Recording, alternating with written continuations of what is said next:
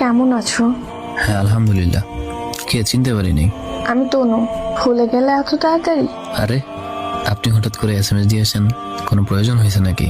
না, এমনি মেসেজ দিলাম। ও আচ্ছা, ভালো। তো হঠাৎ জামাই রেখে এক্স বয়ফ্রেন্ডের এসএমএস দেওয়ার কারণ? আসলে আমাদের বিয়েটা ভেঙে যায় বিয়ের 2 মাস পর। আমার হাজবেন্ডের আগে একটা ওয়াইফ ছিল, সে সেটা লুকাইছে আমার কাছে। ভালোই। তুমি আমাকে একটু মানসিকভাবে সাহায্য করো আশিক। আমার বেঁচে থাকাটা কষ্টের হয়ে যাচ্ছে।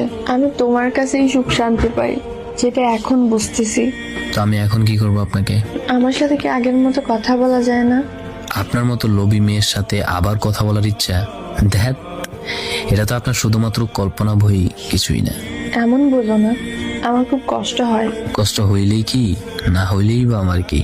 আজ থেকে 8 মাস আগেও আপনি বলেছেন আপনি আমার ছাড়া অন্য কাউকে বিয়ে করবেন না। আপনার বিয়ের জন্য ভালো পাত্র